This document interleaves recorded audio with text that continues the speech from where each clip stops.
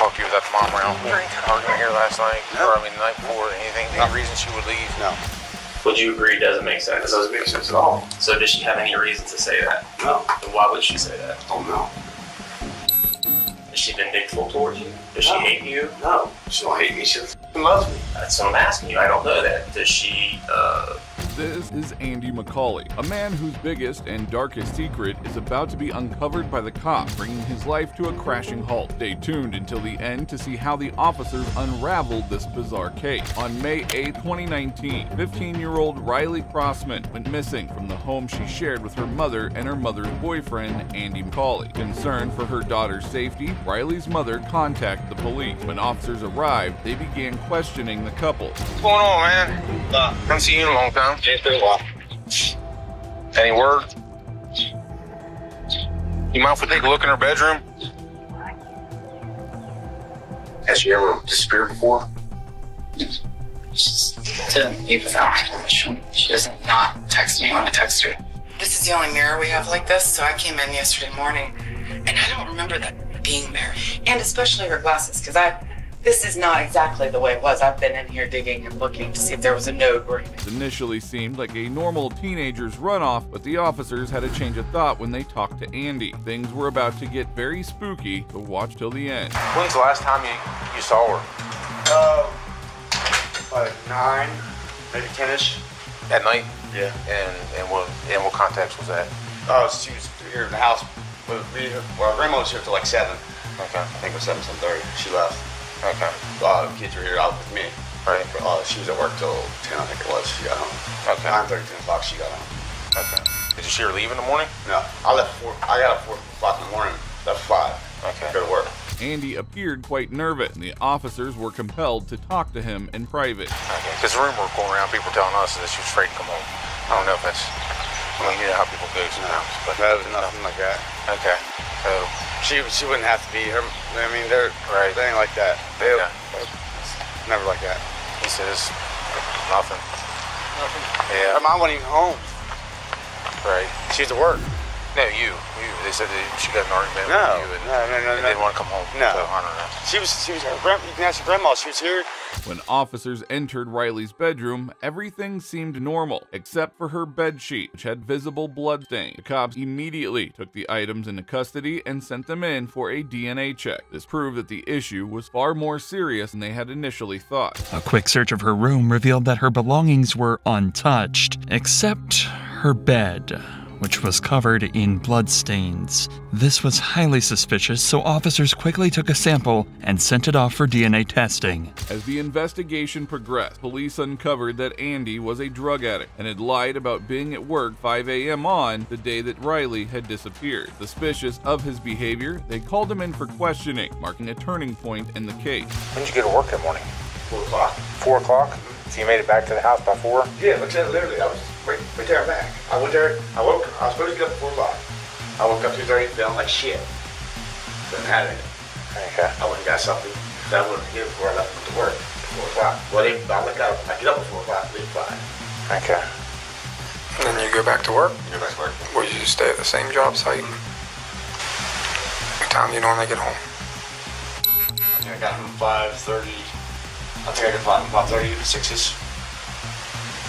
Is that what time you got home that day? Yeah, normal.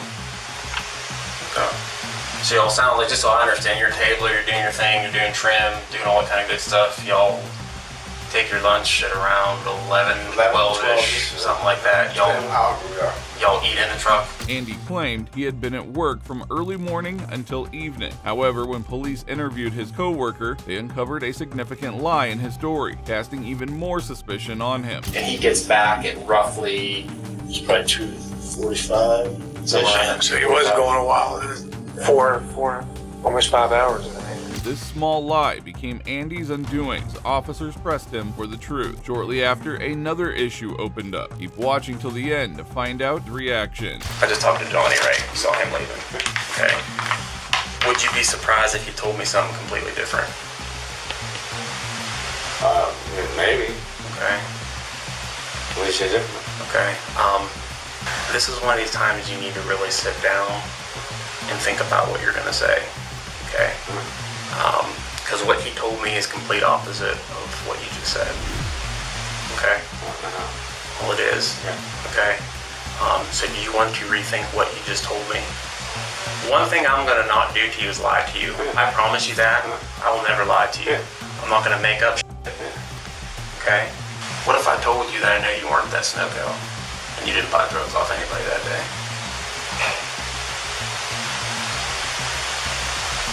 See what I'm getting at? Okay. We went from this story to this story, now we're gonna get a third story. Okay? This is one of these times you really need to think of what you're telling me. Okay? Because you're not being honest. Remember what I told you about being honest? I'm not gonna just throw shit at you. Okay?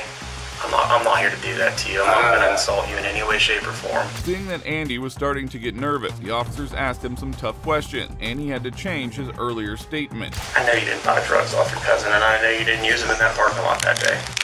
Okay? Where did you go when you left? Went to my house to get the drugs. Okay. I already had them in my house. Okay. I already told Chantel. Okay. I still want to tell you I had them in my house. So you left to drive back to get drugs, to come back to your job site. Okay. And I'm also telling you she doesn't have glasses on right now. Okay.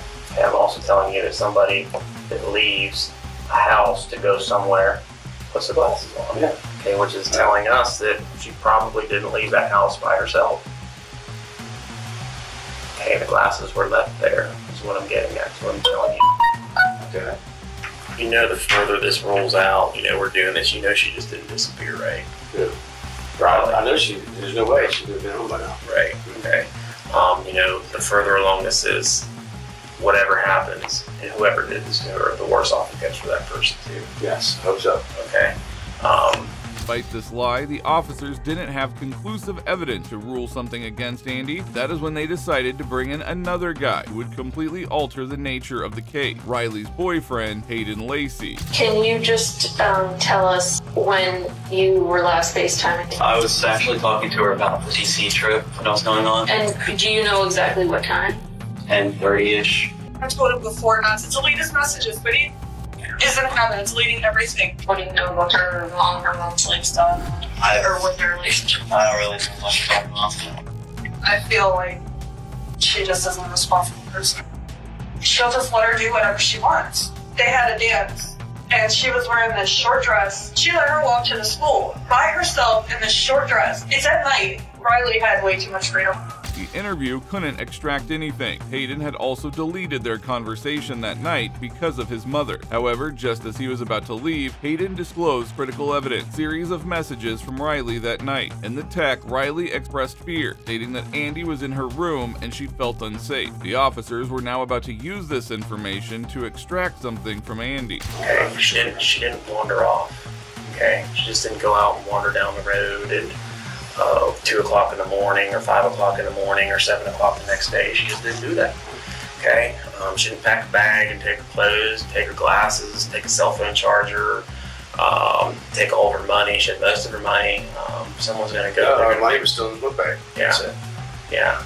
So like I said, if someone's going to run away or do something, they're going to make a little bit better effort, even for a 15-year-old. I agree. For a 15-year-old kid, they're going to at least have the necessities. Would you agree? I agree. Okay, they would have their clothes, they would have their money. The officer was trying to intimidate Andy, speaking the truth. Keep watching ahead as you'll be shocked to see his face. He is fronted with the text messages. They gotta have a drug problem that has nothing to do with this case. You know, the way you guys just keep pushing and pushing it. But that has nothing to do with Rod missing. You understand what I'm saying? That has nothing to do with Rod being missing. Me doing drugs. I don't understand why you guys keep pushing that. What has to do with messing with her? I don't know why she's missing. I have no clue. If I did, we have her home.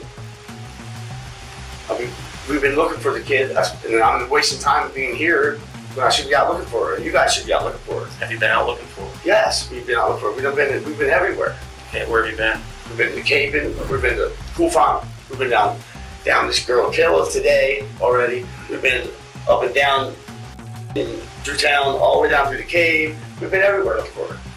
Andy was trying hard to convince the cops that he was deeply affected by Riley's disappearance. However, the officers could see through his act, recognizing it as an attempt to divert attention and escape scrutiny. Well, we both have seen drugs do bad stuff to people. I've never seen drugs do cause super. Oh, absolutely. I've seen multiple people be killed over drugs. I've seen a bad drug deal or something. I've seen multiple home invasions where people get shot, stabbed. Yeah, I understand that kind of stuff. I understand that kind of stuff, but not doing drugs. Not me doing drugs. I'm gonna kidnap my kid. It's from people harm her. Drugs.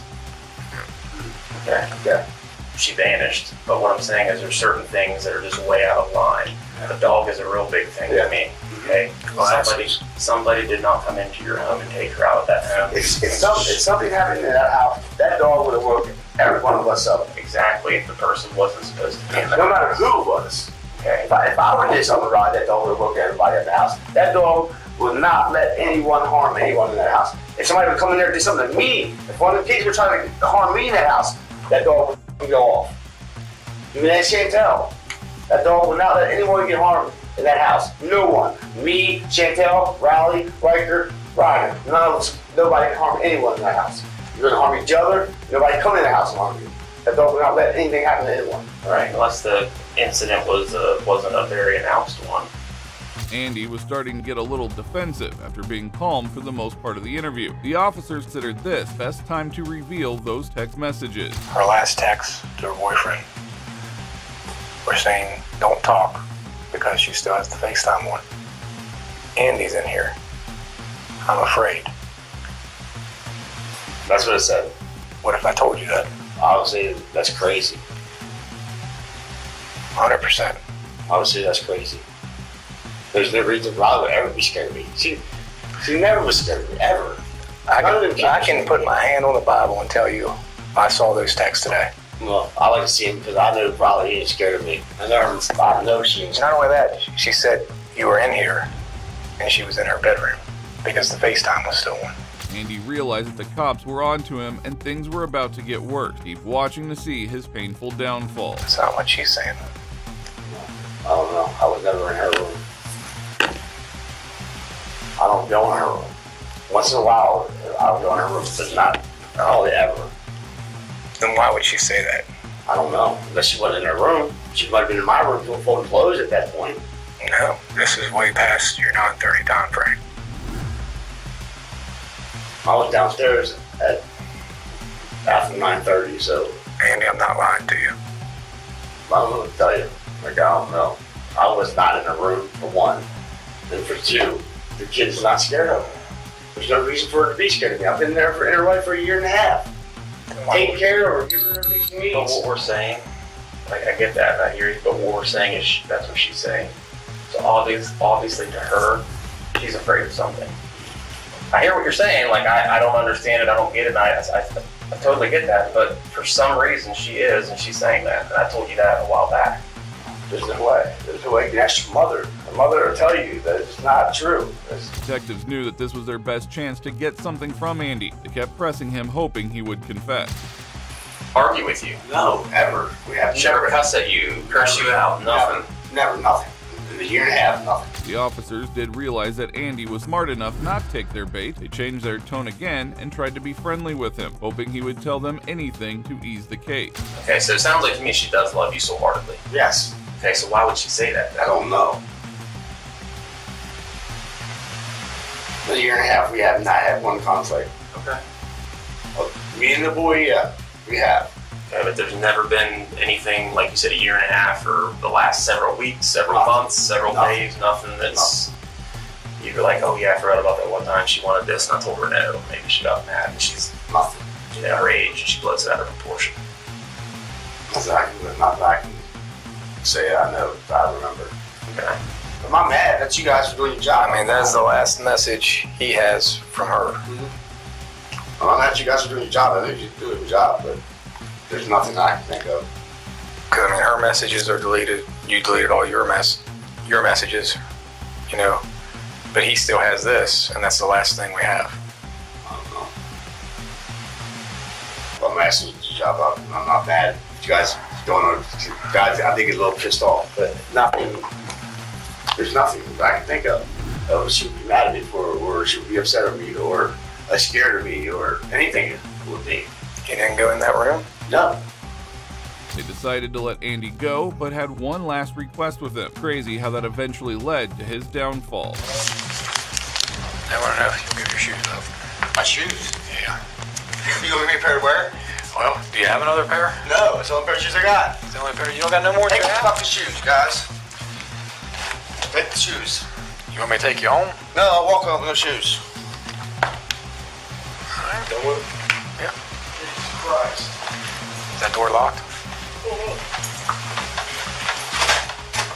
Andy was upset when the cops demanded his shoes. They needed them for a DNA test. Soon, the result came from the bloodstains that were spotted on Riley's bedsheet, and it was the exact match of Andy. On top of this, the medical team also found saliva mixed in the blood, which would indicate that Riley was being forced into the pillow while something disgusting happened. With this information, the officers got CCTV footage around the area, which revealed that he was not at work, but returned home and later went somewhere in the woods. Final nail in the coffin was when Riley's decomposing body found in the woods after a detailed search. The officers had enough evidence to link the murder to Andy. Riley's body had stains of the same drywall that was present in his truck. 7 days after Riley's body was found, Andy was arrested and charged with murder. He pled not guilty, case went to trial, and the jury found him guilty. We, the members of the petit jury, as to the issues joined, find the defendant, Andrew J. McCauley Jr., as follows.